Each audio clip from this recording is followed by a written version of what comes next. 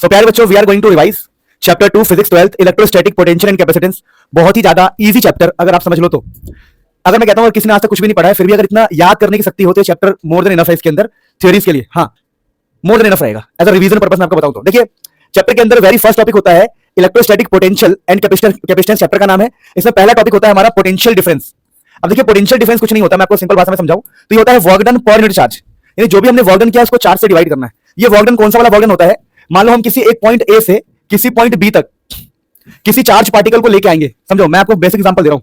मान लो यहां पर एक चार्ज पार्टिकल रखा हुआ है कैपिटल क्यू, और तुम किसी और चार्ज को, मान लो किसी क्यू चार्ज को ए से बी लेके आओगे तो ये वाला बंदा रिपल्शन देगा। ये वाला जो चार्ज है इस चार्ज को रिपल्शन देगा, लेकिन तुम इधर लेके आ रहे हो पॉइंट ए से पॉइंट बी तक, तो तुम्हें वर्क डन करना पड़ेगा। तो work done per unit charge between two points, दो पॉइंट्स के बीच में कितना वर्क डन करना पड़ रहा है पर यूनिट चार्ज। वर्क डन को उस चार्ज से डिवाइड कर दो, उसको बोला करेंगे हम potential difference, PD. Potential difference के लिए प्यारे बच्चों सिंबल होता है डेल्टा वी, तो इसको बोलते हैं हम work done per unit charge. ये दो पॉइंट्स के बीच में होता है, पॉइंट ए से पॉइंट बी के बीच में कितना वर्क डन हुआ उसको चार्ज से डिवाइड करो। वर्क डन क्यों करना पड़ रहा है? क्योंकि ये वाला जो पॉजिटिव है वो इस वाले को रिपल्शन देगा, ये वाला प्लस अपने अंदर से इलेक्ट्रिक फील्ड निकालेगा, इलेक्ट्रोस्टैटिक फील्ड निकालेगा। इसका इलेक्ट्रिक फील्ड इस चार्ज को रोकना चाहेगा, तो हमें वर्क डन करना पड़ेगा लाने के लिए। तो work done per unit charge को हम पोटेंशियल डिफरेंस कहेंगे। अब दोस्तों अगर हम इसी पॉइंट को इनफाइनाइट कर दे, हम क्या भैया मेरा ये वाला पॉइंट इनफाइनाइट हो गया, तो जब किसी पार्टिकल को इनफाइनाइट से लाते हैं तब भी हमें वर्क डन करना पड़ेगा। तो work done per unit charge को सिर्फ पोटेंशियल बोलेंगे। पोटेंशियल डिफरेंस तब इस्तेमाल करते हैं जब दो पॉइंट्स हो ए एंड बी। अगर सिर्फ एक पॉइंट हो बी और पहला पॉइंट इनफाइनाइट हो जाए तो हम सिर्फ बोलते हैं पोटेंशियल। डिफरेंस कब बोलेंगे? जब दो पॉइंट हो, और सिर्फ पोटेंशियल कब बोलते हैं? जब एक पॉइंट हो। तो दोस्तों अगला टॉपिक हमारे पास है इलेक्ट्रिक पोटेंशियल मित्रों।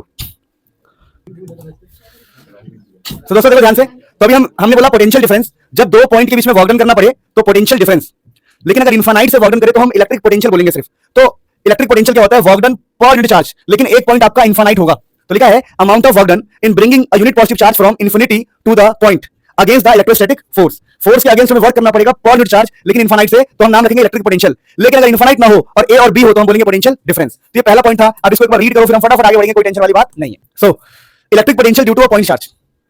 आप पॉइंट चार्ज मान लो कोई प्लस क्यू चार्ज है और आर डिस्टेंस पर इलेक्ट्रिक फील्ड निकालना है तो फॉर्मुला होता है के क्यू बाई आर। ये होता है इलेक्ट्रोस्टैटिक कांस्टेंट, के की वैल्यू 9 × 10⁻⁹, या इसी के को बोलते हैं हम 1/4πε0। तो किसी भी एक चार्ज के लिए, मान लो कोई चार्ज है यहाँ पर, कोई पॉइंट चार्ज है, उसके लिए electric potential due to point charge का फॉर्मुला है। अब अगला है हमारे पास electric potential due to dipole. Dipole के लिए पोटेंशियल का ये फॉर्मुला होता है। अब दोस्तों यहाँ पर दो चीजें हो सकती है। अगर ये मेरा डाइपोल है -q + q, तो एक होगा एक्सियल, एक होगा चलो इक्वेटोरियल। इसको हम बोलते हैं इक्वेटोरियल पोजीशन। तो यहाँ पर एंगल 90 डिग्री बनेगा, तो यहाँ पर आपको पुट करना पड़ेगा cos 90। तो cos 90 के लिए आपका पोटेंशियल क्या हो जाएगा? 0। यानी कि इक्वेटोरियल पर पोटेंशियल 0 होता है। आपको रखना है कि इक्वेटोरियल पर पोटेंशियल क्या होता है? 0। और दोस्तों एक पॉइंट होता है एक्सियल। अगर ये -q और ये +q मेरा डाइपोल है तो यहाँ से ये वाला पॉइंट, ये वाला जो पॉइंट है इसको बोलते हैं एक्सियल पॉइंट। इसके लिए एंगल 0 डिग्री, कोई एंगल नहीं बन रहा है, सामने ही पड़ रहा है बिल्कुल। तो 0 डिग्री पुट करोगे cos 0 1 होता है, तो आपके पोटेंशियल का फॉर्मुला आएगा kp/r²। ये आपके पोटेंशियल का फॉर्मुला आएगा। तो electric potential due to dipole, dipole के लिए पोटेंशियल के कुछ फॉर्मुले, पोटेंशियल को हम v बोलते हैं। अब दोस्तों अगर अगले टॉपिक पर हम बढ़े तो इस चैप्टर में अगला टॉपिक होता है इलेक्ट्रिक पोटेंशियल ग्रेडियंट। क्या मतलब है? देखिए ये जो dv/dr है, dv/dr इसी को बोलते हैं इलेक्ट्रिक पोटेंशियल ग्रेडियंट। तो इसको v मतलब पोटेंशियल, यानी कि जो हमारा इलेक्ट्रिक फील्ड है इसको बोलेंगे इलेक्ट्रिक फील्ड, वो होता है -dv/dr, और -dv/dr को हम पोटेंशियल ग्रेडियंट बोलते हैं। इसी को हम बोलते हैं relation between electric field and potential. इसको प्यार से ऐसे लिख सकते हैं, देखो इलेक्ट्रिक फील्ड जो है वो पोटेंशियल और डिवाइडेड बाय डिस्टेंस है। आर मतलब डिस्टेंस, उसको हम डी बोल देते हैं। चलो तो यहां से याद कर लो, v = electric field into distance. E और डी को मल्टीप्लाई करेंगे तो पोटेंशियल आएगा। यानी पोटेंशियल क्या होता है? जब हम इलेक्ट्रिक फील्ड को डिस्टेंस से मल्टीप्लाई करते हैं, और ये होता है इलेक्ट्रिक फील्ड = -dv/dr। याद रखना आप लोगों को। फिर दोस्तों इस चैप्टर में क्या टॉपिक होता है? Electric potential at a point having position vector r is given by this. अगर कभी भी आपको कहीं पर, ध्यान दीजिएगा, आपको कहीं भी इलेक्ट्रिक फील्ड दिया हो, अगर आपको कहीं भी इलेक्ट्रिक फील्ड दिया हो तो आप इस फॉर्मूले की हेल्प से पोटेंशियल निकाल सकते हैं। कैसे? v = इंटीग्रेशन, नेगेटिव तो आपको पता ही कहां से, नेगेटिव तो होगा ही, क्योंकि ऊपर देखो हमारे पास एक नेगेटिव साइन आपको दिख रहा होगा। तो आप इंटीग्रेशन वाले फॉर्मूले से, यानी कि इलेक्ट्रिक फील्ड और dr, इलेक्ट्रिक फील्ड और स्मॉल dr, इनका इंटीग्रेशन करने, लिमिट लगा देंगे हम। लिमिट हमारी चल रही है इनफाइनाइट से r तक। ये पोटेंशियल कब निकलता है? जब इनफाइनाइट से आ जाते हैं। ये वैसे ये वाला फॉर्मूला बहुत ही कम यूज होता है, टेंशन की बात है, बस याद रखना है कि हम इलेक्ट्रिक फील्ड और डिस्टेंस, देखो बिल्कुल सेम फॉर्मूला, देखो पोटेंशियल = इलेक्ट्रिक फील्ड में डिस्टेंस, पोटेंशियल = इलेक्ट्रिक फील्ड में डिस्टेंस। बस यहाँ पर इंटीग्रेशन का सिंबल यूज किया, तो ये फॉर्मूला आपको याद होना चाहिए। ठीक है, तो छोटी सी बात थी, फिर आगे बढ़ते हैं दोस्तों। अगला जो हमारा इंपॉर्टेंट टॉपिक होता है इक्विपोटेंशियल सरफेस। अब देखिए पहला पॉइंट रखिएगा, इक्विपोटेंशियल सरफेस का नाम इक्विपोटेंशियल क्यों है? क्योंकि एक ऐसा सरफेस जहां पर पोटेंशियल सेम है। मैं कहता हूं ये इक्विपोटेंशियल सरफेस है, मतलब अगर यहां पर पोटेंशियल हमारा 10 वोल्ट है तो यहां भी पोटेंशियल हमारा 10 वोल्ट हो। जब किसी सरफेस पे हर जगह पोटेंशियल सेम होता है उसको बोलते हैं इक्विपोटेंशियल सरफेस। अब दोस्तों पहली प्रॉपर्टी देखिए इक्विपोटेंशियल सरफेस की, वर्क डन इज 0।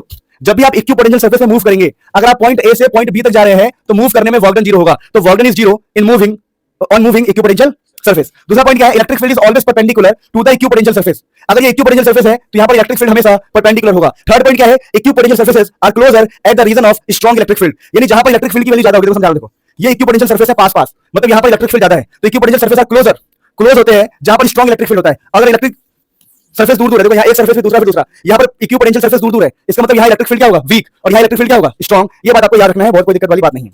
अब दोस्तों अगला टॉपिक होता है हमारे पास potential energy of a system of 2 point charges. अगर दोस्तों हमारे पास 2 पॉइंट चार्जेस है, मान लो यहाँ पर चार्ज है Q1 और यहाँ पर चार्ज है Q2, और हमें क्या निकालना है, इनके बीच में डिस्टेंस है R, तो इनके बीच का पोटेंशियल का फॉर्मूला क्या होगा, पोटेंशियल फॉर्मूला होता है K Q1 Q2 by R, बस K Q1 Q2 by, मतलब एनर्जी का फॉर्मूला होता है K Q1 Q2 by R, बस बात खत्म।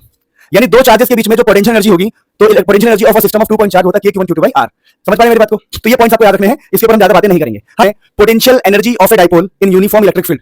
अगर कहीं पर इलेक्ट्रिक फील्ड है जहां पर इलेक्ट्रिक फील्ड की वैल्यू है E, इलेक्ट्रिक फील्ड की वैल्यू है E, और P का मतलब यहां पर है डाइपोल मोमेंट। P का मतलब बता दूं मैं आप लोगों को, P का मतलब होता है डाइपोल मोमेंट। जिन दोस्तों को मेरे नहीं पता P का मतलब डाइपोल मोमेंट, तो देखिए ये जो फॉर्मूला है इसको हम वॉल्गडन भी बोलते हैं, U को हम वॉल्गडन भी बोलते हैं, वॉल्गडन। तो अगर कभी आपसे बोले कि पोटेंशियल एनर्जी की बात हम करेंगे, पोटेंशियल एनर्जी रहा, इसको बोल रहे हैं पोटेंशियल एनर्जी, इसको आप वॉल्गडन बोलो।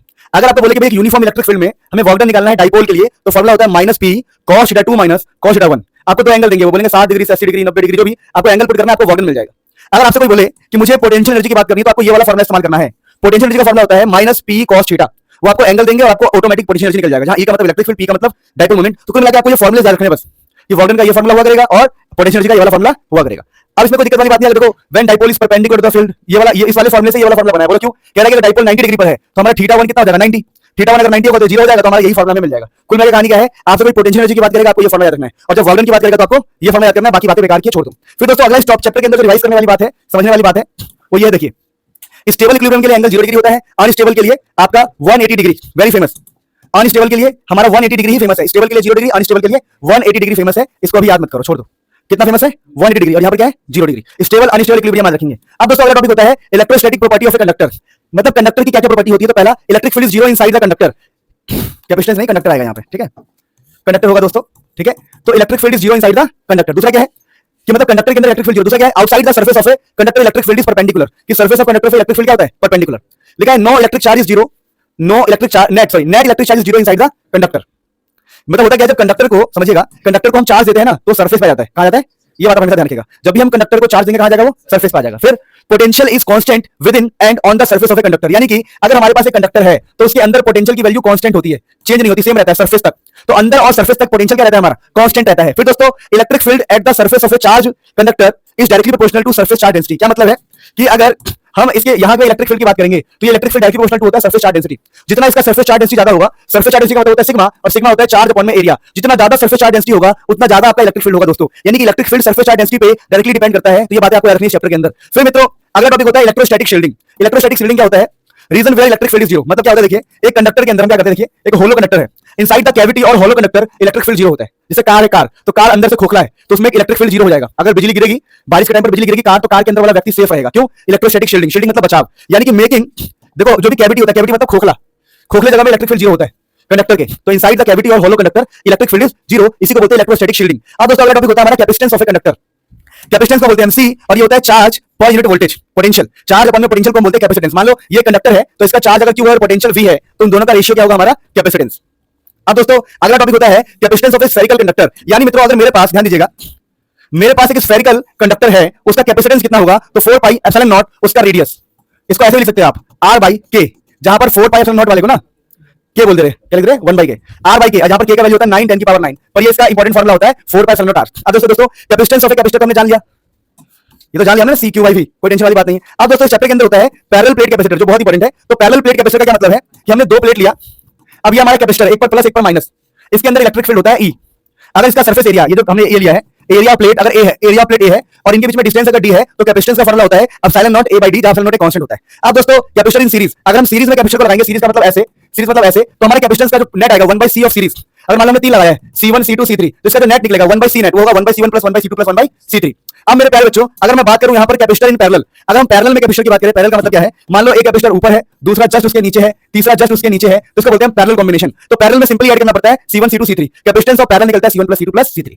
अब दोस्तों energy stored in capacitor, capacitor के अंदर एनर्जी कितनी होती है? अगर एक कैपेसिटर है उसके अंदर एनर्जी पता करना, तो फॉर्मूला होता है हाफ CV², मतलब कितना कैपेसिटेंस है, कितना उसका वोल्टेज है, उसका स्क्वायर करोगे तो आपको एनर्जी मिल जाएगा। वैसे फॉर्मूला होता है हाफ Q²/C, कितना उसमें चार्ज है उसका स्क्वायर बाय C। फिर दोस्तों वैसे होता है हाफ Q into V। तो ये एनर्जी स्टोर्ड इन कैपेसिटर के फॉर्मूलाज है। फिर दोस्तों आपको क्या रखना है चैप्टर के अंदर? Energy density. एनर्जी डेंसिटी का क्या मतलब होता है? एनर्जी डेंसिटी का मतलब होता है कि एनर्जी जो भी आपने पीछे पढ़ा था, एनर्जी को जब हम वॉल्यूम से डिवाइड करते हैं तो हमारा कहलाता है एनर्जी डेंसिटी। तो एनर्जी डेंसिटी का फॉर्मूला होता है 1/2 एप्सिलॉन नॉट इलेक्ट्रिक फील्ड का स्क्वायर। यहां पर ये इलेक्ट्रिक फील्ड है, इलेक्ट्रिक फील्ड, ये इलेक्ट्रिक फील्ड है दोस्तों, इलेक्ट्रिक फील्ड का स्क्वायर। फिर दोस्तों अपने पास होता है कॉमन पोटेंशियल। कॉमन पोटेंशियल क्या होता है? जब भी हम दो कंडक्टर को आपस में कांटेक्ट करवाते हैं, दो अलग अलग कंडक्टर को आपस में कांटेक्ट कराते हैं, तो यहाँ पर चार्ज का फ्लो होता है। चार्ज का फ्लो तब तक होता है जब तक इन दोनों का पोटेंशियल सेम ना हो जाए। क्या सेम ना हो जाए? कॉमन पोटेंशियल ना हो जाए। कॉमन पोटेंशियल समझते हो? Same potential. देखो दो कंडक्टर है, दोनों को टच करेंगे तो चार्ज का फ्लो होगा। चार्ज का फ्लो कब तक होगा? जब तक पोटेंशियल सेम ना हो जाए। तो कॉमन पोटेंशियल क्या होता है? C1 V1 C2 V2 C1 + C2 चलता रहेगा। मान लो आपने दो को, इसका कैपेसिटेंस है C1, वोल्टेज है V1, C2 वोल्टेज है V2, तो इन दोनों का कॉमन पोटेंशियल क्या होगा? C1 V1 C2 V2 C1 + C2। आपको 3 4 5 जितने मर्जी कनेक्ट कर लो। फिर अगला टॉपिक है हमारे पास loss of energy in sharing charges. जब हम दो कंडक्टर को आपस में क्या करेंगे, दो आपस में कांटेक्ट करेंगे तो चार्ज शेयर होगा। चार्ज क्या होगा?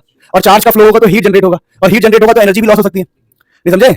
तो एनर्जी, तो loss of energy on a sharing charges, कितना एनर्जी लॉस होगा? Delta U. डेल्टा यू को बोलते हैं लॉस एनर्जी। तो यहाँ पर जो लॉस एनर्जी का फॉर्मूला है 1/2 C1 C2 C1 + C2 V1 - V2 का होल स्क्वायर। V1 इसका, V2 इसका, C1 इसका, C2 उसका, C1 C2 V1 V2। यहां से क्या मिल जाएगा आपको? Loss in energy on sharing charge. जब भी चार्ज को हम शेयर करते हैं एनर्जी लॉस होता है। अब दोस्तों यहाँ पर हमारे पास टॉपिक होता है डाइलेक्ट्रिक। डाइलेक्ट्रिक क्या होता है? It is a kind of insulator. क्या होता है? Insulator. It do not allow the flow of charge. ये अपने अंदर से चार्ज के फ्लो को तो बोल सकते हैं कि भैया इंसुलेटर की तरह होता है। इंसुलेटर की तरह, type of insulator, type of insulator है ये। Type, it is a kind of insulator, एक प्रकार का इंसुलेटर जैसा होता है ये, ठीक है ना। ये अपने अंदर से चार्ज के फ्लो को अलाउ नहीं करता। दो टाइप के डाइलेक्ट्रिक है हमारे पास। पहला क्या देखिए, पहला होता है पोलर डाइलेक्ट्रिक, जो पोलर मॉलिक्यूल से मिलकर बना, जैसे H+Cl- से बना, NH3 भी पोलर होता है, ठीक है ना। तो जो पोलर से मिलकर बना उसको बोलते हैं पोलर डाइलेक्ट्रिक। और जो नॉन पोलर डाइलेक्ट्रिक होगा, किससे बनेगा? Non polar molecule. जैसे ऑक्सीजन एक नॉन पोलर है, CO2 एक नॉन पोलर है, तो जो नॉन पोलर मॉलिक्यूल से बने non electric, non polar dielectric. अब दोस्तों यहाँ पर कुछ कहानी को समझिए। यहाँ लिखा है capacitance of parallel plate, capacitance of parallel plate field with dielectric. अब क्या है कि जो हमारा पैरेलल प्लेट कैपेसिटर है, ये जो पैरेलल प्लेट कैपेसिटर है उसमें अगर हम डाइलेक्ट्रिक डाल देंगे तो क्या होगा? अगर डाइलेक्ट्रिक में जहां पर K का मतलब, देखिए इस K का मतलब होता है डाइलेक्ट्रिक कांस्टेंट। समझिएगा, एक कैसे होगा, इसको डाइलेक्ट्रिक कांस्टेंट कहते हैं, डाई इलेक्ट्रिक कांस्टेंट, ध्यान रखिएगा, ठीक है। डाई इलेक्ट्रिक कांस्टेंट कहते हैं इसको, डाइलेक्ट्रिक। तो यहां पर देखिए, अगर किसी का कैपेसिटेंस है C0, क्या है कैपेसिटेंस, और हमने डाल दिया डाइलेक्ट्रिक कांस्टेंट, मतलब जिसका डाइलेक्ट्रिक डाला जैसे कांस्टेंट है K, तो बन जाएगा KC0। क्या बन जाएगा? तो हमारा ये बन जाएगा C, नया C। यानी कि मैं ये कह रहा हूं कि ये है ओल्ड वाला कैपेसिटेंस और ये है नया वाला कैपेसिटेंस। तो जब अगर हम डाइलेक्ट्रिक डालेंगे, कोई मटेरियल डाल देंगे, तो K से मल्टीप्लाई हो जाएगा। यानी पहले जो फॉर्मूला क्या था, देखो पहले फॉर्मूला था A ε0/d, अब K से मल्टीप्लाई कर देना है बस, तभी नया वाला कैपेसिटेंस मिल जाएगा। यानी कि पहले फॉर्मूला क्या था? ε0 A एंड D, अब बीच में बस K को लाना है। K, इस K का मतलब होता है डाइलेक्ट्रिक कांस्टेंट। फिर दोस्तों यहाँ पर कुछ फॉर्मूला याद करने हैं आपको। देखिए, capacitance of a parallel plate capacitor with a dielectric slab between it plates of thickness T। क्या मतलब है? ऊपर वाला जो फॉर्मूला पता है कब के लिए है? जब पूरे कैपेसिटर को हमने भर दिया है। लेकिन इसमें क्या, हेलो मेरे प्यारे बच्चों, तो यहाँ पर ऑडियो गायब हो गई थी कि capacitance of parallel plate capacitor when filled with dielectric slab of thickness T। यानी एक पैरेलल प्लेट कैपेसिटर है जिसमें डाइलेक्ट्रिक डाला गया है। इस डाइलेक्ट्रिक की थिकनेस है T और K है यहाँ पर डाइलेक्ट्रिक कांस्टेंट। तो कैपेसिटेंस का फॉर्मूला होता है A ε0 D - T + T/K।